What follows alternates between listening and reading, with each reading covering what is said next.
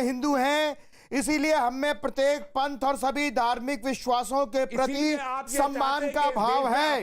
जो अन्य पंथों के प्रति असहिष्णु है वह कभी भी हिंदू नहीं हो सकता।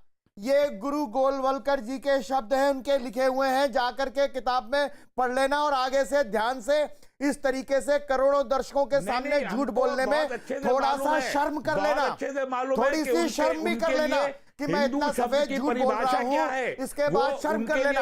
और आपका असली चेहरा तब सामने आया जब आपने कहा हिंदू चले जाए नेपाल और अफगानिस्तान के बौद्ध चले जाए म्यांमार और रोहिंग्याज यहाँ आ जाए। हिंदू और बौद्ध तो ना आए हिंदुस्तान में, लेकिन रोहिंग्याज आए। दिलों में नफरत हिंदू चले जाए नेपाल में, उनके लिए हिंदुस्तान में जगह नहीं है, बौद्धों के लिए हिंदुस्तान में जगह नहीं है, रोहिंग्याज के लिए। असीम वकार काफी देर से इंतजार कर रहे हैं। ठीक है, तस्लीम रहमानी हो गया, आपने काफी देर बोला देश के मुसलमानों को। रहमानी साहब, मेरा निवेदन स्वीकार करिए।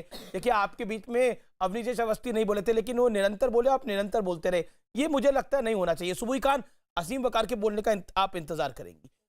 असीम वकार जी, एक लॉजिकल क्वेश्चन जो सभी के दिमाग में आता है, वो मेरे दिमाग में भी आता है, वो ये है कि फिलहाल अगर हम अपने अड़ोस पड़ोस में देखें तो भारत ये एक ऐसा मुल्क है जहां जो कि हिंदू कम्युनिटी के लिए सबसे बड़ा मुल्क है। आप नेपाल को काउंट कर सकते हैं, लेकिन उतना बड़ा वो मुल्क नहीं है।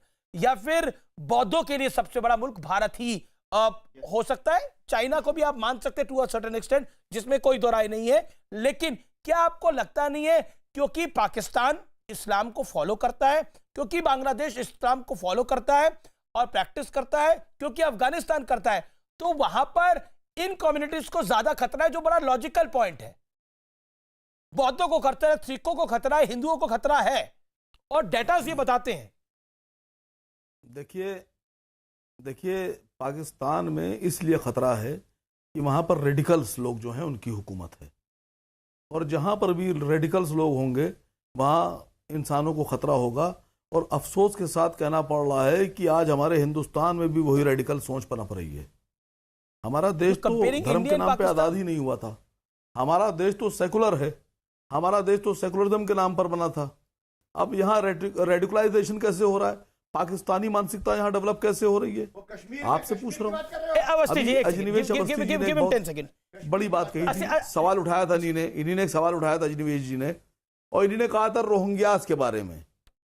तो रोहिंग्यास म्यांमार ने कहा ये आतंकी हैं, यहाँ इनसे खतरा है। तो अजनिवेश जी ने कहा रोहिंग्या क्यों रहना चाहिए। सर, लिट्टे को, तमिल उग्रवादियों को श्रीलंका में भी आतंकवादी कहा, और उन्होंने प्रधानमंत्री भारत के मारकर हिंदुस्तान के भी आतंकवादी वो हो गए। अब हिंदुस्तान के आतंकवादी और श्रीलंका के दोनों के आतंकवादी हिंदुस्तान ने पनाह दी उनको कि नहीं दी? भारत ने पनाह दी, जिसने हमारा प्रधानमंत्री मारा, जो हमारे लिए भी आतंकवादी है, श्रीलंका में भी आतंकवादी है, हमको पनाह दे रहे हैं। लेकिन आपने बोला भारत तो सेकुलर है। 1951 में जब पहली जनगणना हुई तो 3,54,00,000 मुसलमान थे। 2011 की जो लास्ट जनगणना हुई, जो ऑफिशियल हुई, वो 17,22,00,000 मुसलमान है। तो भारत तो सेकुलर है, लेकिन आप किस सेकुलरिज्म की बात कर रहे हैं?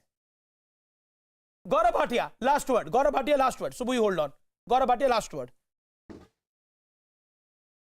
देखिए अमीर जी, ये लोग वो लोग हैं जो एक बार नहीं उत्तर दे पाए कि इनके मूल अधिकारों का क्या हनन हो रहा है या भेदभाव हो रहा है, और ये हमेशा धर्म के चश्मे से हर मुद्दे को देखेंगे जो राष्ट्र सुरक्षा से जुड़ा है। अनुच्छेद 370 NRC, शुक्रिया। ये नहीं समझ चाहता हूं, इससे ज्यादा समय